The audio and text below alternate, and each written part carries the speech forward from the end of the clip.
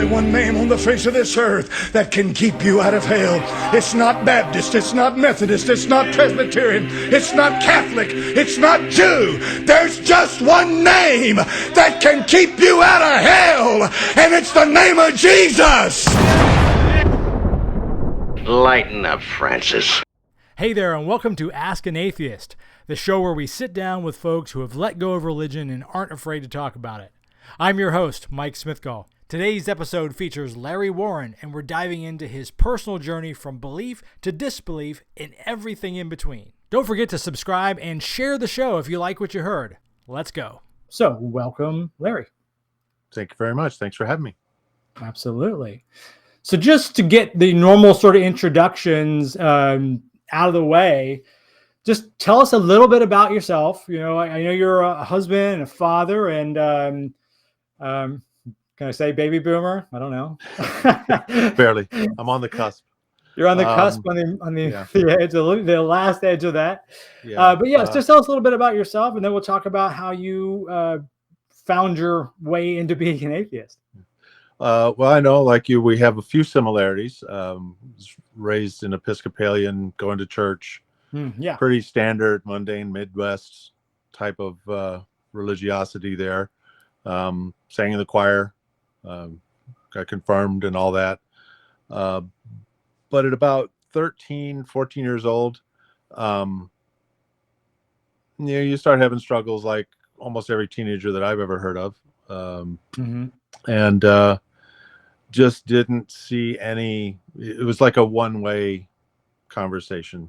There was nothing coming back, and I just had a lot of questions.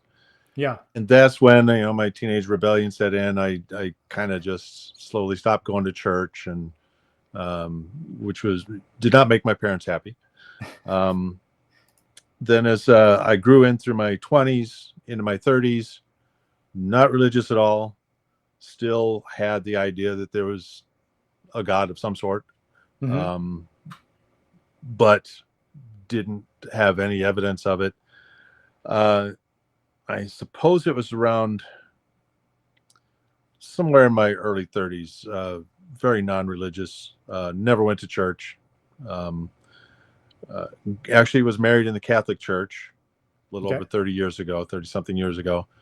But only at the aggressive insistence of my father-in-law, who's an Italian. He's from Italy. Okay. So we acquiesced. But had two children, raised them without religion. We can get into that a little bit more later. Yeah. Have a wonderful wife who is, and I did speak to her this today. I wanted to make sure I didn't misrepresent her. For those of you who have met her, you know how wonderful she is, but she is of the mind that religion is all man-made, but I think she lands more in the role of like a humanist. Okay. Not really a non-believer, but not a believer, I guess, so she believes that people make everything happen. So, okay. So, my kids now, my daughter next week will be 30. My son's 27 or will be 27 this year. Okay. So,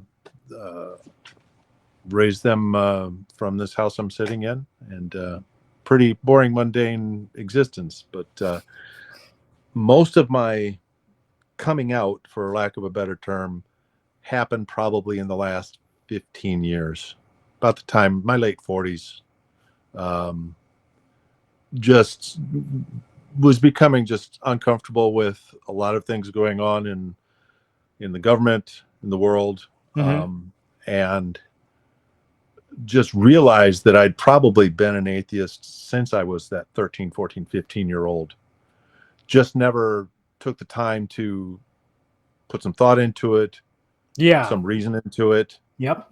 And arrive at the A word, which I went through. I understand it can be a scary thing to declare yourself an atheist, especially after. And I, like I said, it was a pretty mild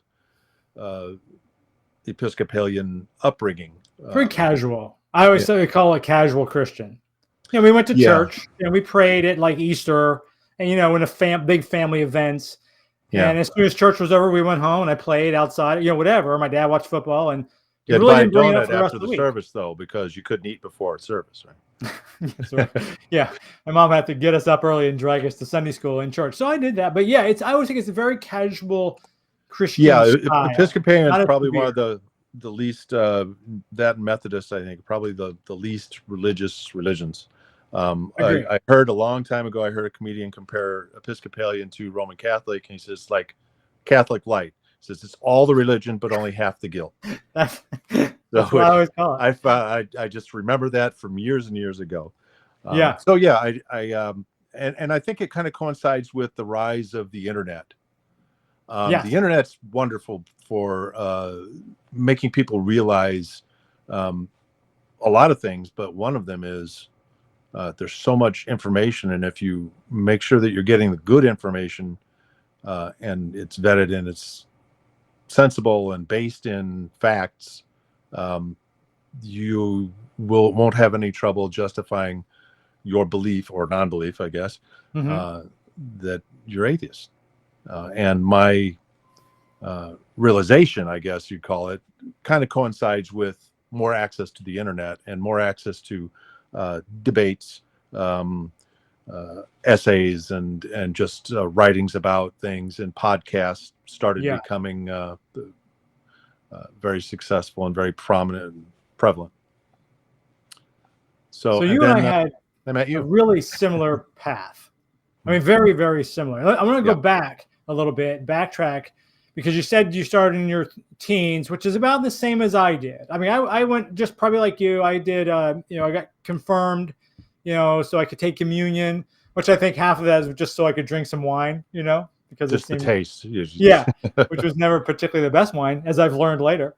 Yeah. But even then, as a 13-year-old, again, you're a little bit older than me, but in our same era of our lives, I didn't really have an understanding of what atheism was, and I probably didn't have a real understanding of that you couldn't believe in God. I just didn't quite believe in the stories, I guess, more than the God. Does that make sense? Yeah. Noah seemed a little far-fetched. I still was believing there was a God. It's just the story seemed like that's a little odd of a story. You remember 40, 50 years ago, you got to think about media. You had 3 news channels. They came on the same time every evening on TV. If you lived in a big, larger town, you had 3. Some towns had 2. Because ABC was the new kid. But the news you got, they had half an hour. Vietnam was going on. Other things were going on. Nobody did a story about an atheist. No. But then you have the explosion of cable news and all the other media and the social media and everything else. Well, here's something that a lot of people are feeling. A lot of people are experiencing, but they have no outlet for it. They have nobody else to talk to it about, because maybe their whole family's religious. Maybe all their friends go to church, and they only go to church because that's where all their friends are. But they just they're unhappy, or they're just not satisfied, or they think some of the things are silly, or the stories don't add up, like you said. And I think, was there any particular story or sermon or any one thing that you can remember thought, wait, that is not quite jiving with my perspective? Not even at 13, you're not at the time, no. And of course, by the time I started realizing that's what I was, I wasn't going to church to hear those. So that's true. But when I was going to church, there wasn't any one thing or anything. What I do remember thinking about from early on was that as you go through the year, you would hear the same scripture the same week of every year. Yeah. And there's only 52 weeks. And I'm looking at this Bible they had. There's ginormous, and I'd leaf through the Bible, and there's a lot in here that they're not talking about every week.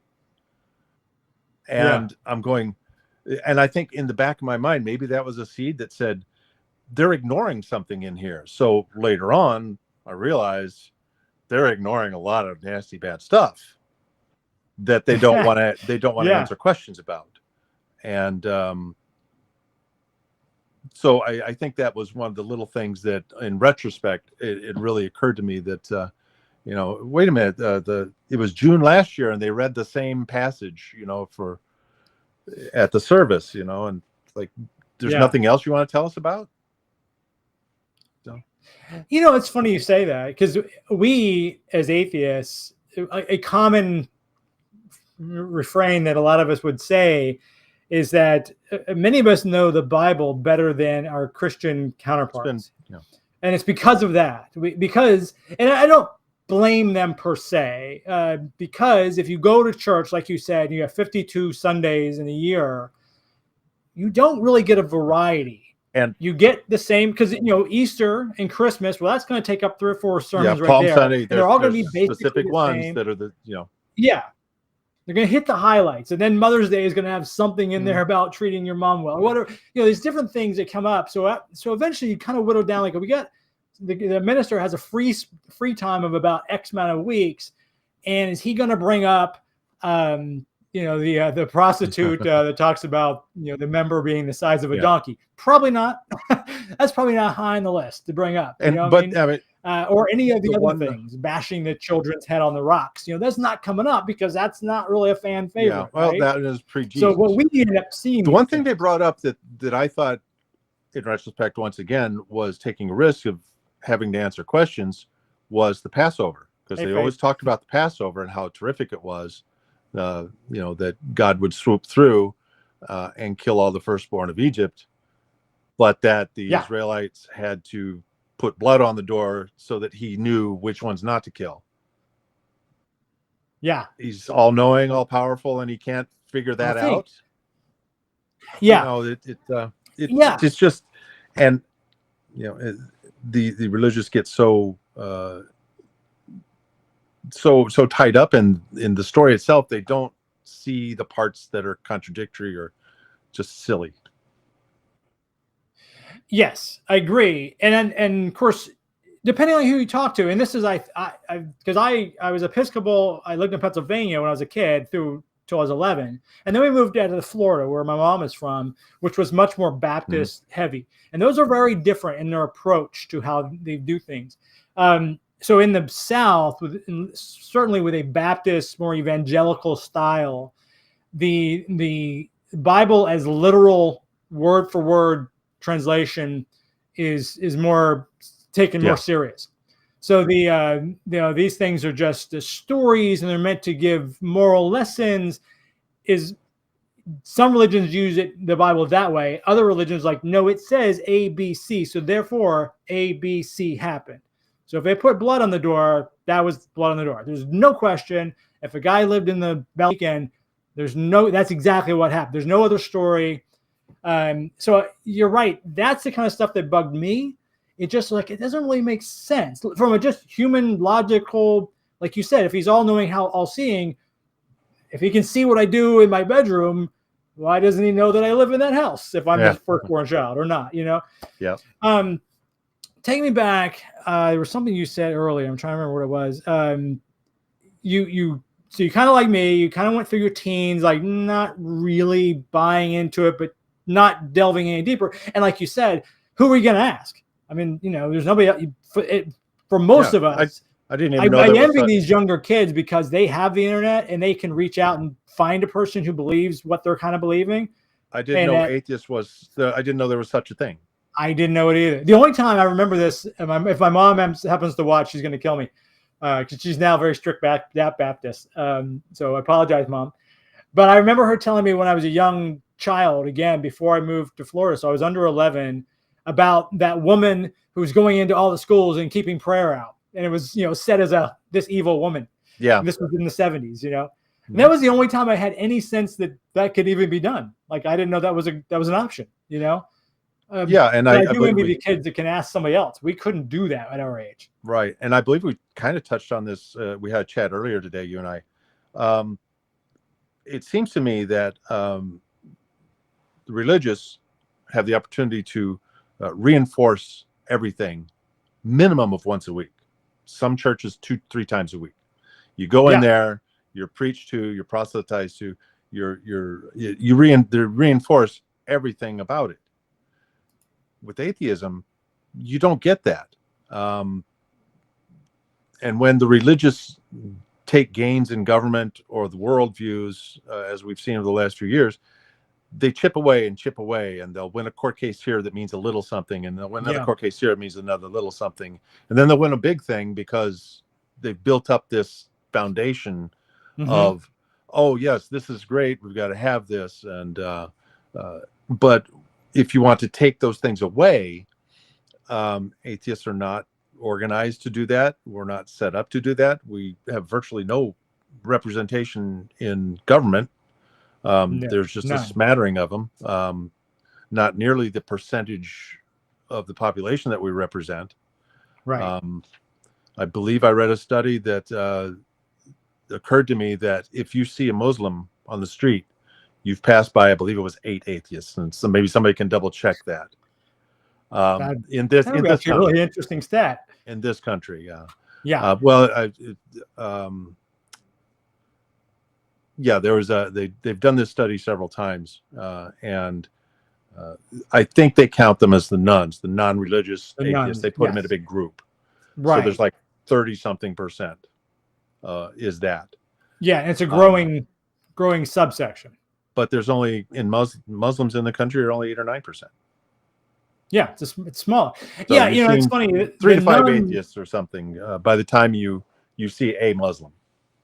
I wouldn't doubt it. We're kind of even though here we are on broadcasting to the world, so to speak, but we are relatively quiet compared to other, and I'm going to say minorities, just for lack of a better term that's escaping me, but minority in terms of religions or minority in terms of sexual orientation, anything that is sort of the cis male white person is a minority.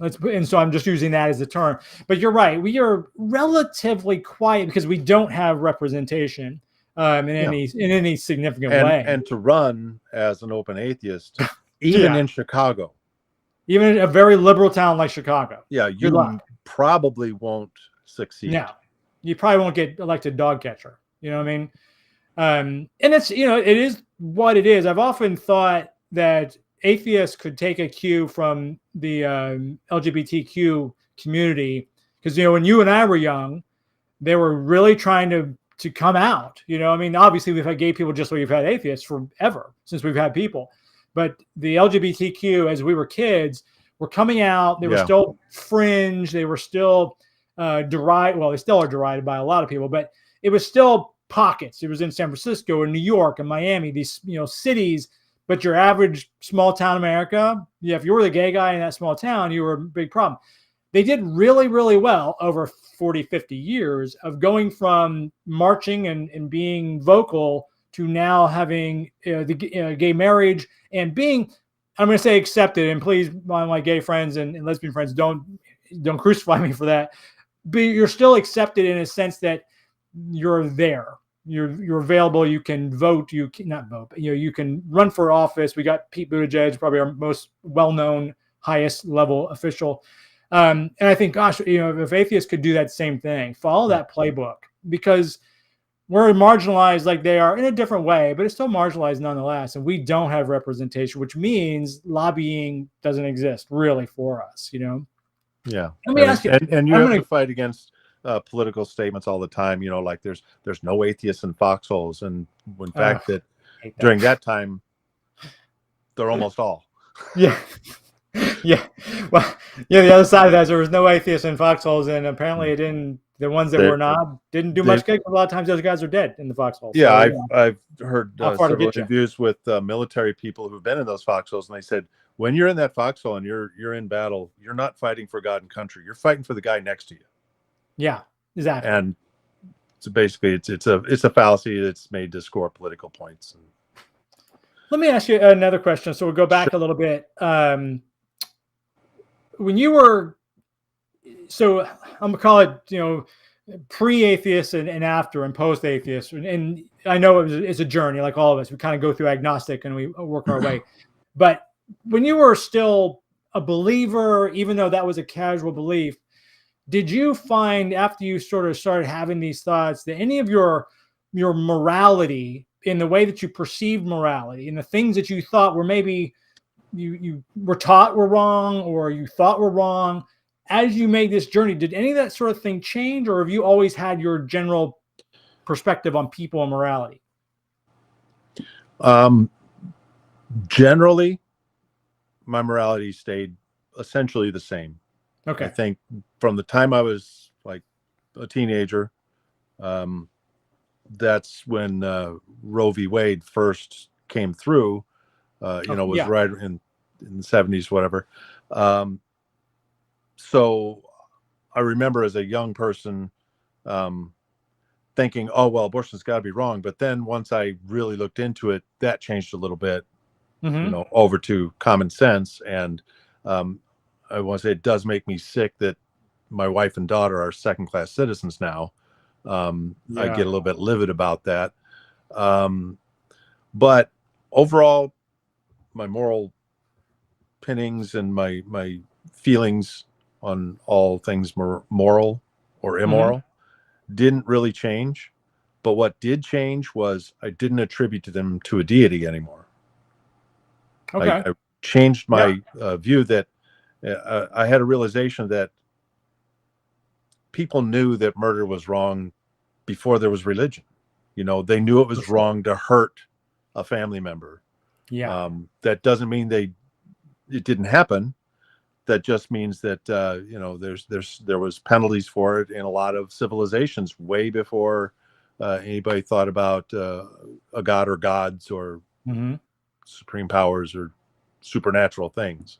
Yeah. So the morality doesn't come from religion. Religion co-opted it so that they could control other people, and people in their, gather their congregation and say, well, here's what we think and we're right about this. And but once again, you can read those stories. The ones they didn't tell us every week, were, okay, how do I keep a slave?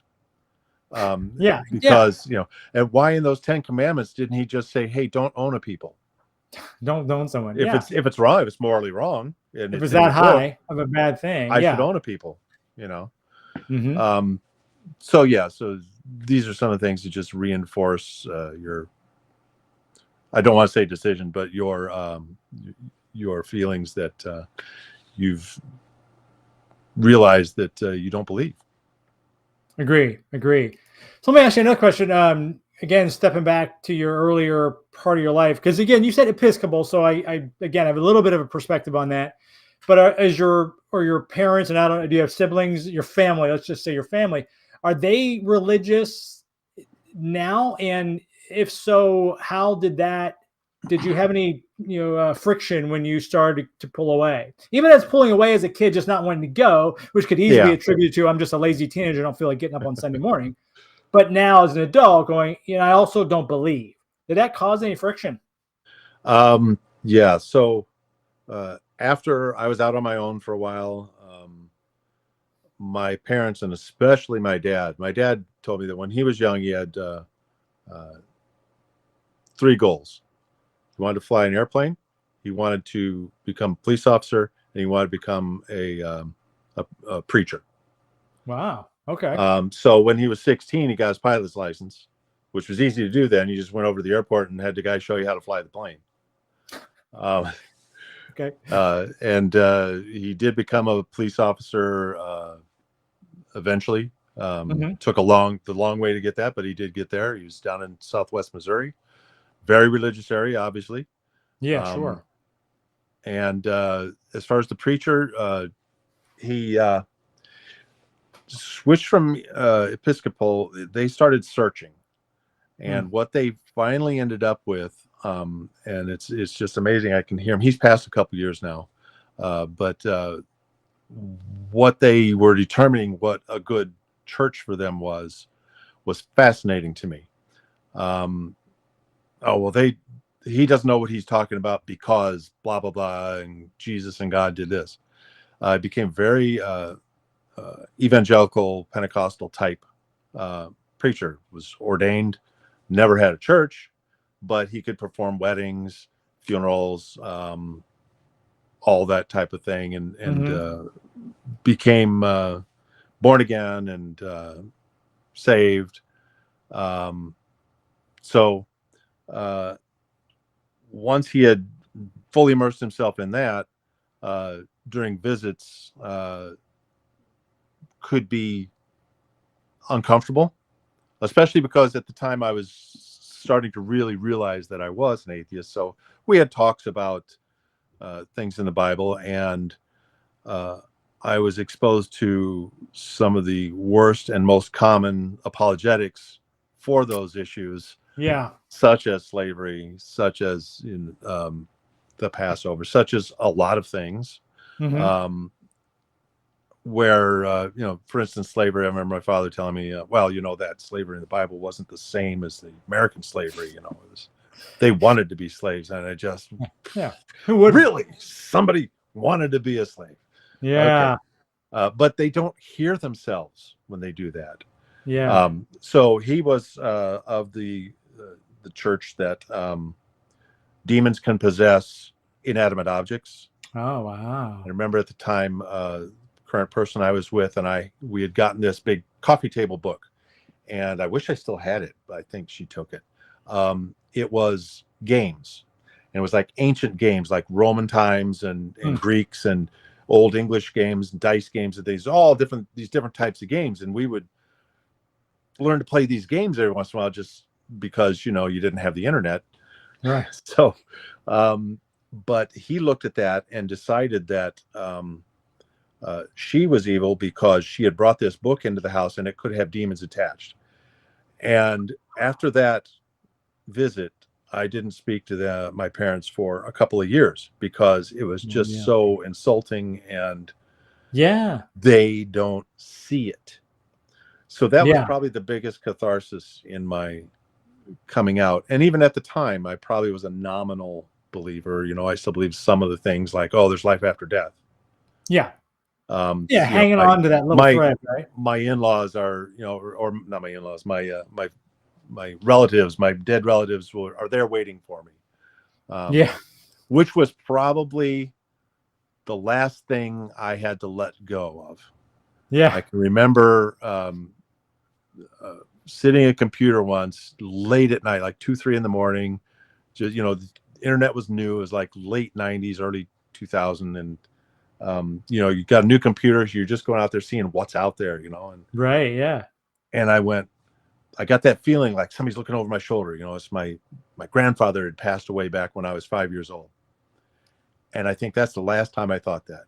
I went, really interesting. That is silly. There's no reason other than people told me that's what it was. Nobody has any evidence. Nobody has any proof. No. It's just stories. Yeah. So that was probably the last thing that I had to let go from my upbringing in regards to religion. Did you said it was a couple of years before you went back. Did you reconcile or just sort of slide back in, and we never spoke about it again? Oh no, we spoke about it again. We didn't speak about that exact thing. That's what I'm saying. Or did you just but let bygones no, we were reconciled. Okay. I eventually, because in the interim I had moved from I grew up in the Quad Cities down the Mississippi River. I moved to the Chicago area because there weren't any jobs anywhere else. Oh yeah. And they didn't know about that. So I eventually got back together with them at a reunion. And it was fine, but you still had to put up with my dad's attitudes about certain things. But I had to be careful if I was driving and he was saying something, because my eyes would roll so far in my head I almost crashed a couple of times. So let me ask you another question. So I've met your wife now a couple of times. Very lovely. And I know you talked about it earlier, where she's not maybe a believer per se, not in the way that we normally say believer, But still, there's, I always just say this about my wife before she kind of fully converted, if you will, that she's not religious, but if I was to get hurt or the kids were to get hurt, she's probably going to pray because it's just part of who she is. And she grew up, and she's half Filipino, so her mom was Catholic. Her dad was not religious, but so she went to Catholic church and did all the stuff that you and I did. So it's like in the back of her head, it was like, because it was like, and I always give people a pass when it comes to grief or something, because whatever makes you get through that. But then of course she kind of kept evolving out of that. But with your wife, because you've been married like me 30 plus years now, was she a stronger believer when you first met, and were you already sort of on the other way of that? No, how did that work out? Well, how did it work? I know it worked out because she's still around, but how did it go initially? Hadn't been to church in a decade or more, a couple decades probably. By the time I met her, we met a little later in life, but she was a very nominal believer. But she had told me that when she was in college, there's a lot of talk about how it's all man-made, and she saw the logic in that. Like I mentioned at the introduction, she's essentially landing on a humanist, which is, I think, a very good place to be. But we have never really had any conflict as far as religion with each other. She was not a churchgoer when I met her. Okay. So didn't have a challenge or there's no conflict. That's good. So then I feel very concerned about a lot of people who start to realize their atheism, their non-belief, and their partner's religious. Yes. I've listened to former pastors, people who were up there in the pulpit, had their own church. And they said, I was standing in the pulpit giving a sermon that I did not believe. Yeah. And my wife was right there. She was part of the church. She was like an officer or whatever she did in the church. She led the women's group or whatever. And I had to tell her that I no longer believed that, any of it. And and then to go from that, where I went, he went to, and this is multiple preachers. I went to seminary. My degree's in religion. What do you do with that? Yeah. You become a pastor. Yeah. That's it. And I talk to you a lot, and we have our similarities. That's something that I can't relate to. Having that kind of catharsis, and if you're not doing it as a couple, both coming from the church, and I've known couples that have done that as well, and so yeah, that can be a complicating factor that thankfully I didn't have to worry about. Annette here put in that Annette is a friend of ours and an admin in our atheist group, and she said my dad died 13 years ago, and I still haven't let go of the idea that he might come to visit me, and I get that. It's like she said, it's likely not real, but it makes her comfortable to think that. And I 100% agree with that sentiment. I get it. I don't feel that for my relatives, but I understand it. And when I run into someone who I might normally have a discussion like you and I are having, who's a believer, the one place I don't bring it up I don't bring it up anyways. Normally, it just comes up in sometimes conversation we have people in your life. But the one thing I always just like, I'm not even going to address this, is grief. That's the toughest if that person turns to alcohol or drugs or religion or whatever gets them to wake up the next day and go on, so be it. And why would I take that from them? If that comforts them, or if you're an older person and your days are numbered, if that comforts you, so be it. Who am I to tell you? I first of all don't really know either way, but if that makes you comfortable and get through life, which is challenging enough, then go ahead, man. Grief is, I think, the most difficult one for someone who's lost their belief. Personally, I look at it this way. First of all, if someone was going to visit me, say my dad, who passed away about almost 3 years ago, if it was possible, he would do it. he'd be tapping me on the shoulder saying, "Hey, it's all true. I was right." I was right. So there's that. But Yeah. I'm of the school that the people we love live on in the memories of them. You know, things I remember about my dad growing up, or my grandfather, my grandmother, whatever. Yeah.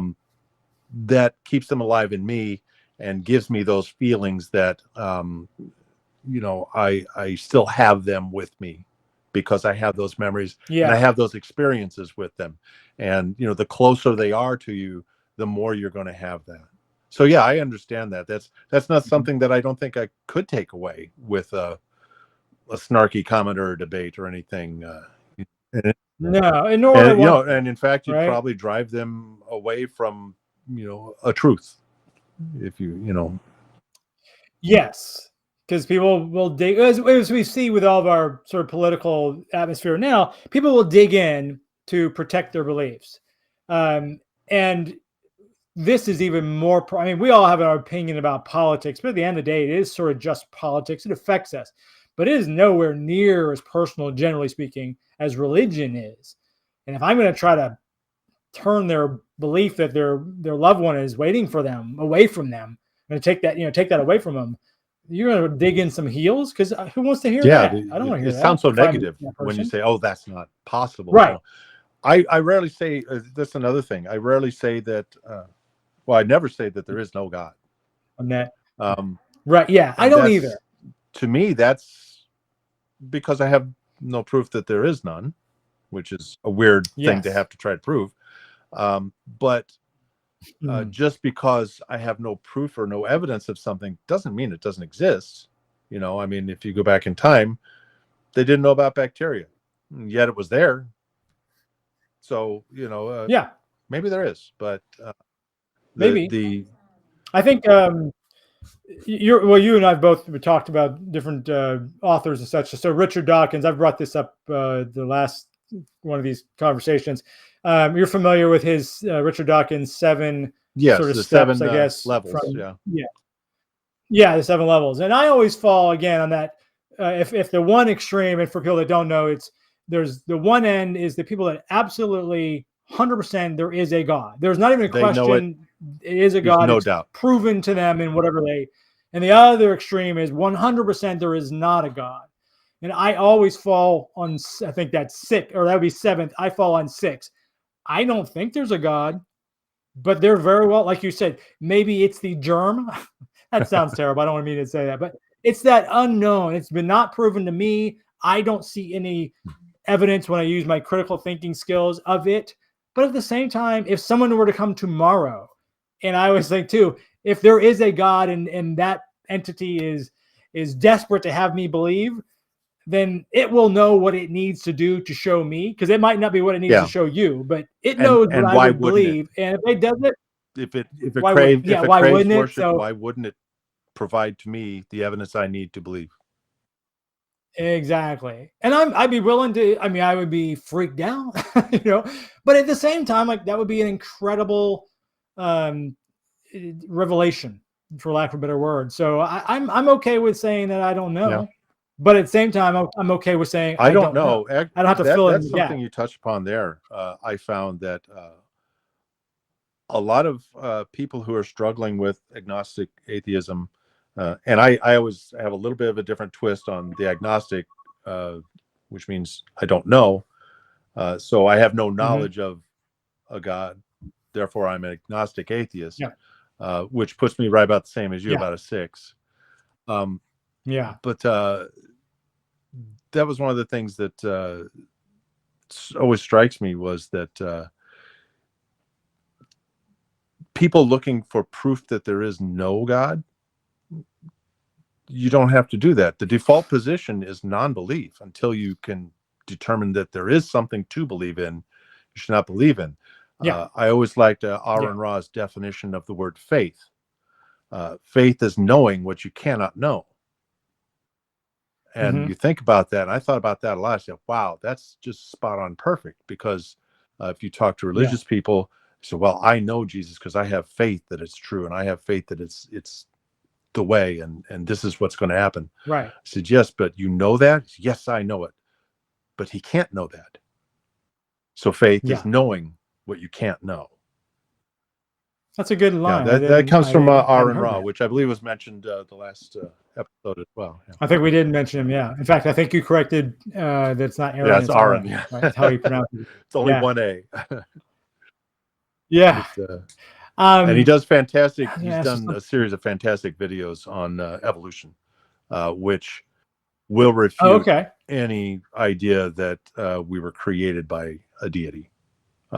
It's just, if you ever get into a discussion about it with a creationist, it's really good information to have to refute their silliness about teaching creationism in schools, which is another one of those little things that religion is able to pick away at.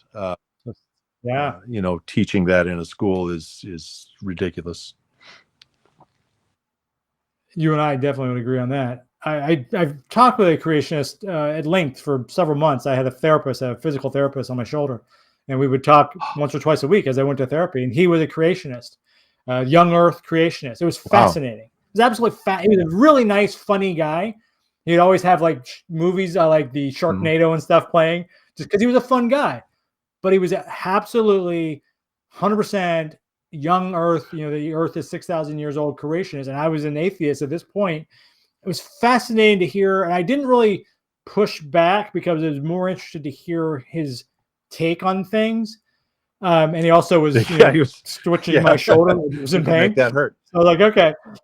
But it was actually really interesting to see where their thoughts went. And I also admittedly did not have the scientific background to dispute what I realized then and fully realize now was really a lot of quasi-scientists, or quasi-science that would kind of give this fringe edge of a scientific concept and then go with it.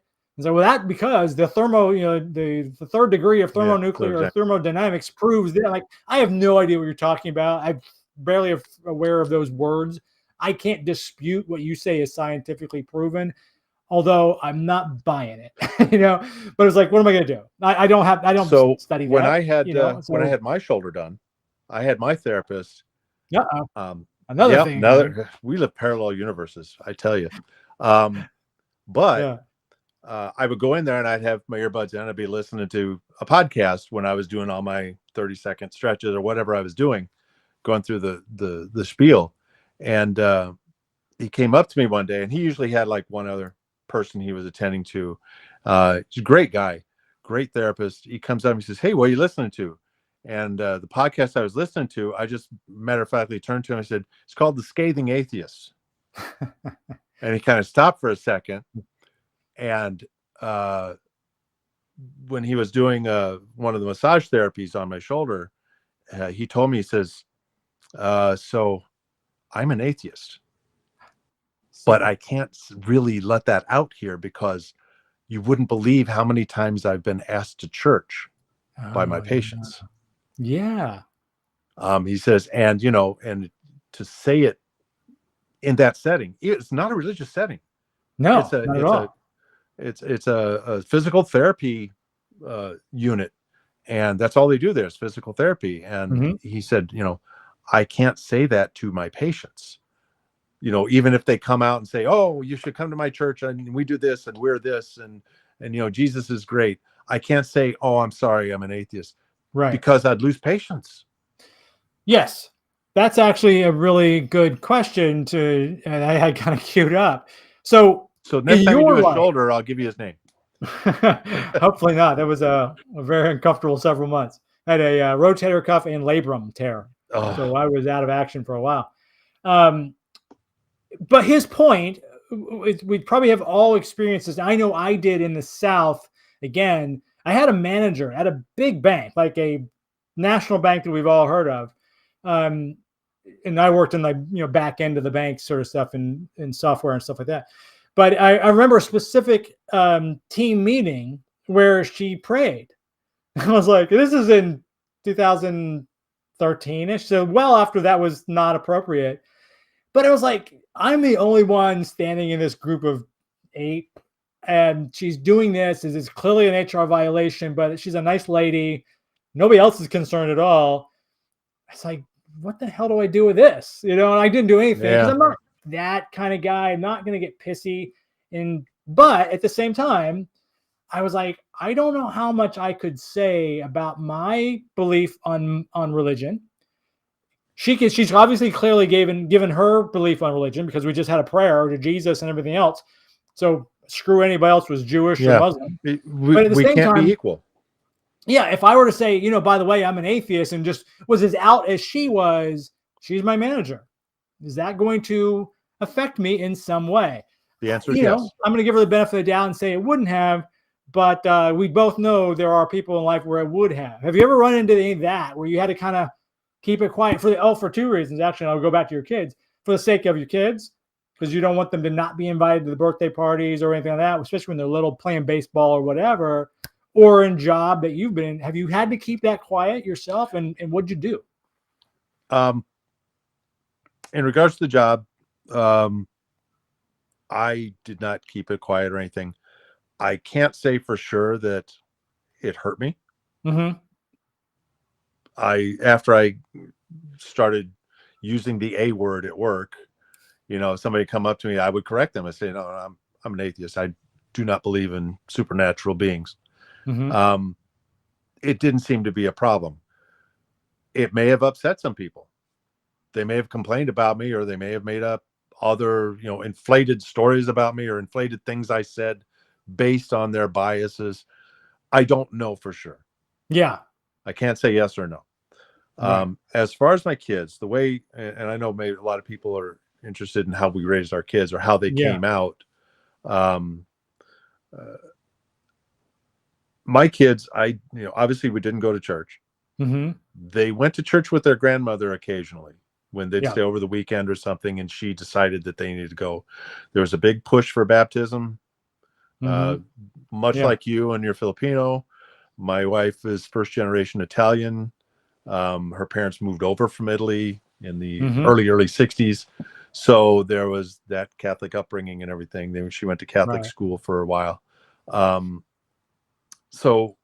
But we didn't take them to church. They went a little bit with their grandparents. There was a lot of pressure for baptism because they didn't want them in purgatory or in hell. But we told them, no, they're our kids. They're not that silly. We can get them wet at home. Mm-hmm. But we didn't teach them, I know I've heard the school of thought where, well, you teach them about all religions. And since I don't know that much about all religions, I know a little bit about many. It just wasn't a subject that we broached. We emphasize facts, knowledge, science, learning and trusting true things, disregarding untrue things. And my son told me once when he was in grade school, he got picked on a lot. And he said, back, he's atheist, by the way. Back then, he said, I thought there was a God or something. He says, because all my school friends, all the kids in my class, all went to church and said, there's God, because they've got the kids' Bible, which is a laugh. It should be illegal. But he said, then after a while, I started realizing these kids aren't good kids. So either religion isn't helping them or they're doing it wrong or something, he says. And then he says, I just didn't see a reason to believe anymore. So he's pretty steadfast. My daughter is also pretty much a non-believer. She's got engaged to a gentleman who is of Mexican descent. So his parents came from Mexico. So there's the other large Catholic country, but he's not a churchgoer. They plan to get married, not in the church. They don't go to church. So I feel like perhaps I was more accidentally successful. I don't know. But you just emphasize knowledge, facts, science, reason, saying, if they come home with a story or something, does that make any sense to you? How would that happen? Magic is fun to think about, but is it really the basis for what you're talking about?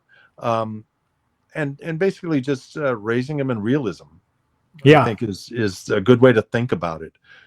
The other probably less influential fact was, from the time my son was 6 and the time my daughter probably 8 or 10, we had them in childhood sports. My son was a wrestler. My daughter played volleyball, club volleyball.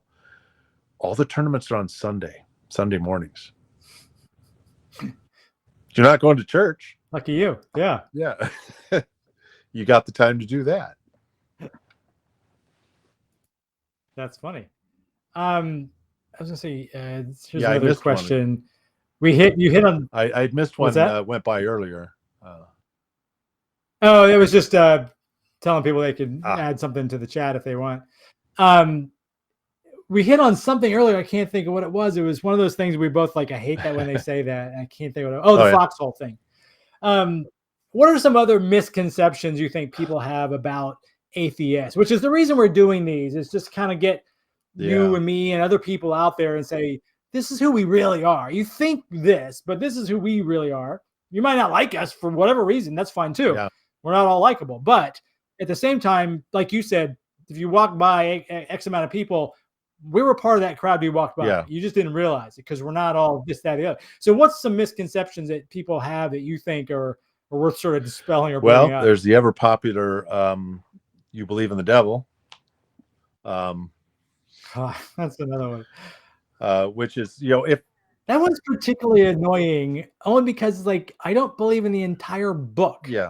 I didn't pick a few characters. Supernatural. That doesn't make sense. And some atheists do believe in some supernatural phenomenon. Yeah. A whole different that's nothing against them, but that's one that I see over and over again, that the devil's got control of you. Yeah. Okay. What was the other one? It slipped out of my mind right now, but that happens. Annette says, I believe in evidence, not magic. Exactly. Yeah. I'm trying to think. I've just had it in my head too. We touched on this earlier, but not in this specific terms. But there's definitely a belief among believers when it comes to atheists that we cannot have morals because we don't have a book to follow. Right, we don't have a guide. And obviously we would all push back on that, but it's a super common.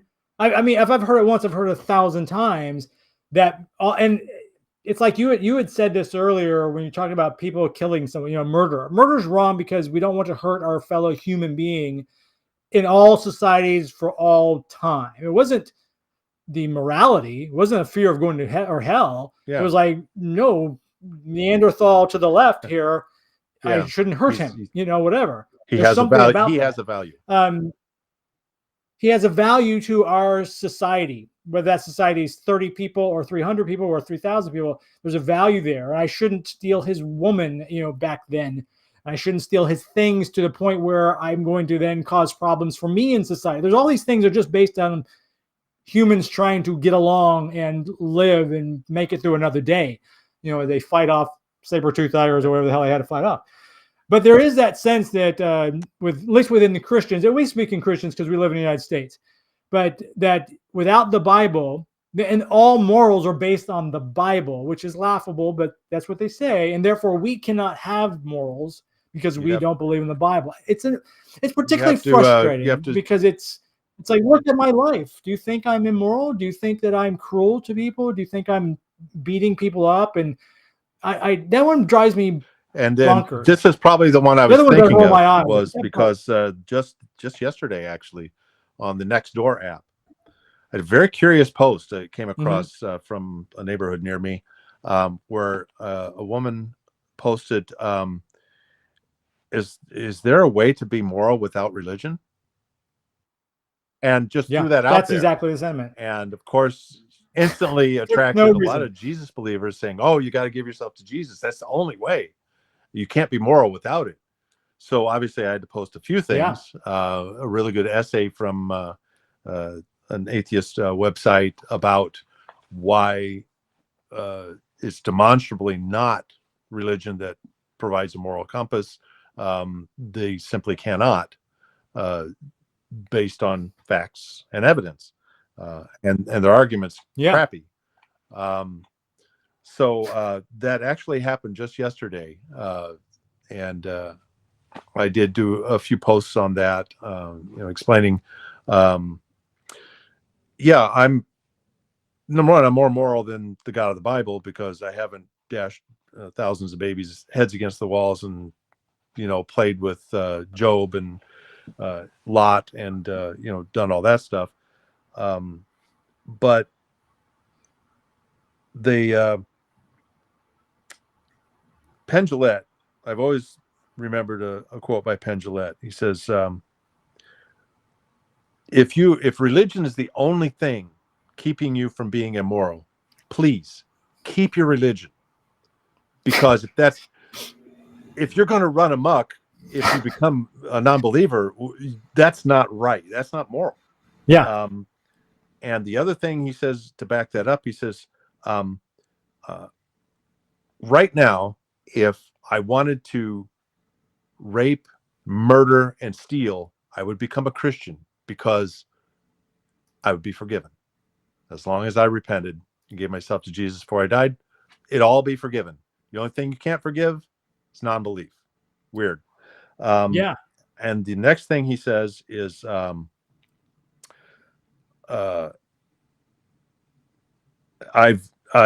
do all of the murder and thieving and rape that I want, and the amount that I want is zero. Yeah, I've heard he's an atheist. So I've kind of ascribed that and said, that's what fits my moral code. I do all that I want, and that amount is zero. And that threw a few things in here. Devil worshiper, you mentioned baby eater, which is always kind of a silly one to me. Morally bankrupt. And this is another one that we have no way to derive a meaning from life. And I remember Ricky Gervais talks about this, and I wish I had looked the quote up because I've heard it a million times. But he's talking about, I wish I could remember because I'm going to butcher it. But essentially, atheists believers would say, well, atheists have nothing to live for because there's no life after blah, blah, blah. And his take is reverse on that, is like, we have everything to live for. We have nothing to die for.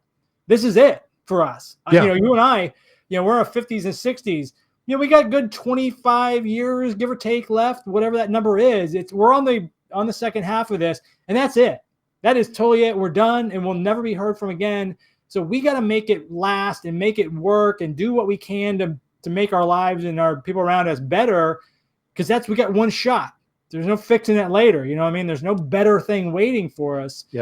And that meaning of life is very, I understand where they're sort of coming from. If I was a believer, I could get what they're looking for.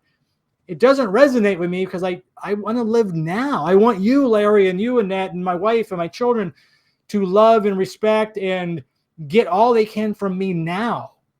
I don't want to be checking in on you later. I want you to feel everything I can give to you now as a friend and as a family member or whatever.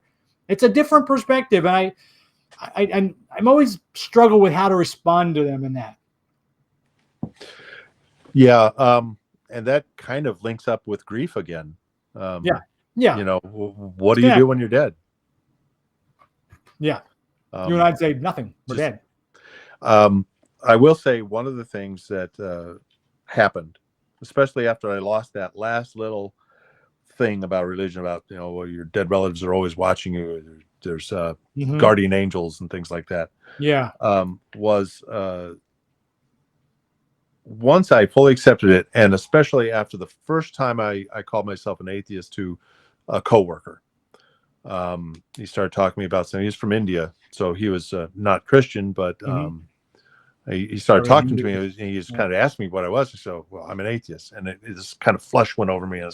I said it, but after that, I started realizing that a lot of my stress, my background stress, if you will, that kind of always is with people, faded. It's almost like nothing. Yes. It just kind of all left. I was calmer. I was more comfortable in myself. Confidence, because I looked into it enough and scanned the internet enough and read Hitchens enough that I was confident that this seems to be the correct path to follow. It's the default position.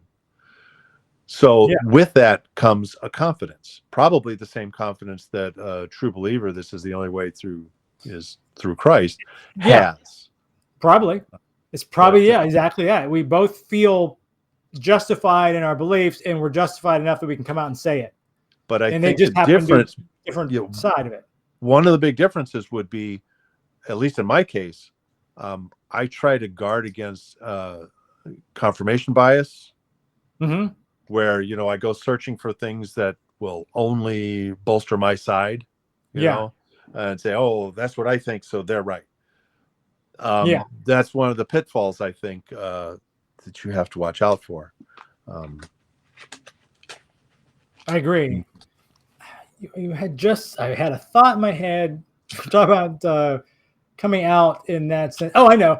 You and I kind of talked about this earlier today when we were sort of checking our technology parts here. And as I mentioned at the beginning of this conversation, for those that don't know us, we're in a group here in Chicago. And 10 years ago, when this group started, we started having get-togethers. And I think we talked about this earlier.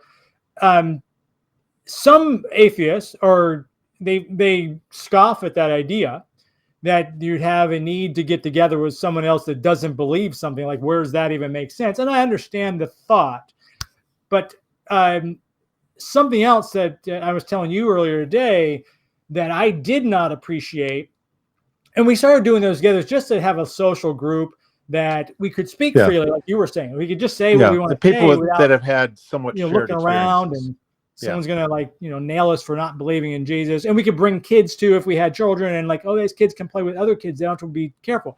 But one of the things I told you earlier, and I've told other people now, I didn't fully appreciate the need to get that off your chest, because you and I we were casual Christians, so we didn't have any trauma. Yeah. But there are people in our group and there are people that, first of all, there are people in our group that are from other countries where they could be put to death. There are people in our group that literally were in cults, like literal cults, in South America, and they had to sort of, flee the cult. I actually something to say. They want to get it off their chest. I actually know of someone who their mother had two children, her brother and her.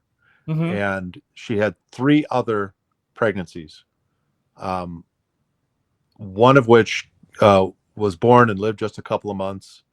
2 others did not come to full term.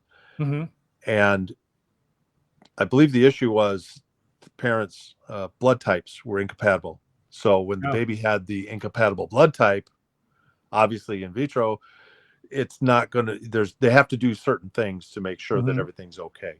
And the technology wasn't there. So she ended up having her tubes tied. They're Catholic. That was a huge deal.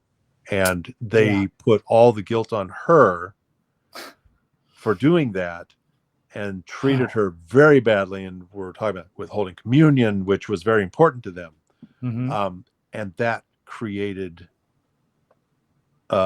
ill feelings and ill will towards that church. And you can imagine. So a lot of people start losing their belief, I think, through catharsis. But one of the things we talked about earlier was, the did something happen? Episodes happen to you? Not to me, really. Yeah, nothing cathartic. But it does happen. It does push people to explore their beliefs when things like that happen. It's the problem of evil. Why would a loving God allow bad things to happen to good people? Someone who goes to church and worships them all the time, and then bad things happen to them. Yeah. Seemingly doing all the right things, but yet they have a worse life than me who doesn't believe at all.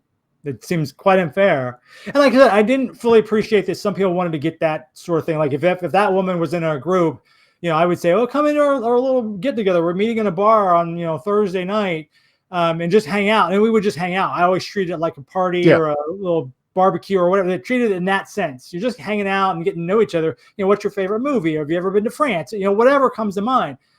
And I started to realize that people would think, oh, I want to say to somebody out loud that I don't believe in God, and I had this, that, and the other, and my brother and I were completely at odds, and we haven't spoken in 10 years because he's a believer, I'm not. They wanted to get that off their chest, and I didn't appreciate that at the beginning, and I do now. So I try to, when new people come to our or any of our get-togethers, I try to make a point of asking something and testing the waters, see what they want to say. Yeah. If they don't want to say anything, then what's your favorite movie? We'll move on to that. I'm fine. Yeah, and that's really good at asking that initial question gently as well. I believe the first time my wife attended, she was the one that said, "So, where are you now at?" that you're here. Yeah. I remember we had another group, a couple, and good friends of ours that have moved out of the area now. But he wanted to come, and she was not really keen on it. I mean, she had the same beliefs, but she was like, I don't want to go to a meeting and have to sit through like an agenda, like a PowerPoint. I'm like, and he was like, well, let's just go and see. And they came to the place we just went, the Cork Lounge, and he realized, oh, this is just people hanging out. They just happen to have a similar thought process. But I was like, no, man, we don't have any meetings. We're not trying to sell a book, or I mean, I don't know what they do in a political organization, if you will, or other things. It's not. This is really just a friendly group. But again, I've had other atheists say, well, why would I? My brother is an atheist, but he'd be like, why do I want to hang out with other atheists? Like, again, I sympathize with a lot of perspectives, so we have a lot of similarities. Just because we approach this part of our life in one way, it tends to bleed into other things. Yeah. But why I sympathize with that because it took me about 9 years to get my wife to come to one. So yes, it's true. I mean, I've known you for 10, and I met her. Oh, you guys just gonna sit around and talk about your atheism. Yeah, that's true. No, it's not like that. Not at all. Because I remember you mentioning several times, I'm going to try to get her to come. We're like, you don't even have a wife. Stop lying. Yeah, I know. Then this is your wife who lives in Canada, wonderful. Right? Okay. So why were you hiding her? Why were you hiding her? But she was a perfectly lovely, and I hope that, and she's now been back to our house, in fact, twice. Now, I hope that she did see that, no, we're just hanging out. I mean, the conversation can go any direction, but you put 15 people in a room, it's going to go any direction anyways. And we've all enjoyed meeting her again after 10 years. It's like, okay, he says he has a wife. All right. I have pictures, Larry. man. Yeah. Or you took you that long to find someone to convince them to come along and pretend that she was your wife. Whatever. Yeah. And then whatever works for you, man. I'm cool with it. As we get to wrap up, because we're running a little bit long on this, what are your last sort of words of wisdom for someone who's going through kind of where you were in your 20s and 30s? They're moving in one direction, but they're not sure what to do. What would you give them in advice if you could go back and tell yourself that? Oh, well, like I said, I think it's easier nowadays because we have the internet. Vet the sources. If you see something that you feel like is correct, find somewhere else that also, will, is a reputable source that has some facts or some logical arguments, some reasoning. Reason is very important. Things that are based in actual science, which is becoming rarer and rarer, thanks to the current political situation, I feel. And don't push things on your kids. I mean, show them, don't hide what you don't believe, because I constantly try to emphasize that I lack belief. It's not that I believe there is no God. I don't believe there is a God. And that's a very subtle difference linguistically, but it's super, super important because the religious will say, well, prove there's no God. You said you believe there's no God. I said, no. I said, I don't believe. I can't prove a negative. Right. It's not that I believe there is none. I don't believe there is one. And let your kids discover what they'll discover. But this happened to my niece, unfortunately. When she was young, she went to one of those churches. They come by and pick you up in the bus. And she was allowed to do it. I guess she went with a friend. I don't know. But that's how they recruit them. For sure. They go for the kids. They go for the people at their lowest. The most vulnerable or don't have the critical thinking skills yet. Talk about indoctrination. If you're feeling vulnerable or you're unsure, get on our group. Find a group in your area. There are, in all areas, there are atheist and or humanist groups that you can go to, and people there will understand what you're going through because they've been through it. Yeah. In some degree or another. Agree. Absolutely. So thanks so much. This has been great. I really do appreciate it, Larry. It was good in fact, you and I we've had more of this conversation than we've ever had in the last 10 years. Because again, most of our interactions usually there's 10 to 25 other people around. So right. Yeah. So it was really interesting and fun to sort of learn your backstory and find out more about how you came to that. I always find that fascinating. One of the reasons I wanted to do this so serious, just to find out more about people and in the process they went through. And it's interesting that we have so much similarity. I wouldn't say interesting is a word. I'd say kind of creepy. Who knows? It is kind of weird, but I'm looking forward to seeing some other people's journeys and some other people's, because I know there's a bunch of different ways to arrive at non-belief. It's not a choice. So don't feel bad. Don't let anybody tell you chose to be an atheist. Yeah. You reasoned yourself into it, most likely. Absolutely. And I got to also give a thanks out to MJ for producing for us today. She's the one that's been putting up the questions and sort of feeding all the things. Send me my check. Yeah. So I'll give her something later to as a compensation for that. That sounded particularly dirty, and I did not mean that to do that. So apologize, Mom, if you're watching. So anyways, so thanks everybody for tuning in. This has been a lot of fun. And thanks again, Larry, for doing that. And we're trying to do these once a month or so. It's just very casual. If you want to be on this and you have a story to tell and you think you have a perspective that other people would like to have told, just reach out to me through the YouTube channel is probably the easiest way to do it, or through our group here locally. I'd love to find out more diverse people in terms of, I was talking to somebody else today, you're male, you're female, you're gay, you're straight, you're old, you're young, you're black, you're white. Because all of us come at this of a different perspective. And I'd like to hear those perspectives because I can only relate to me. I can't relate exactly to We've run into several in our little get-togethers, several different religions and several different people. Yeah. Yeah. And different religions as well. Yeah. I'd love to talk to some Muslims or Hindus or I know we have some Mormons in the group. It's a different sect within, Christianity. I'd love to talk to that. But in the meantime, like I said, I hope you guys enjoyed this. If you have any questions, reach out to us and look forward to our next one. In the meantime, thanks a lot. Take care.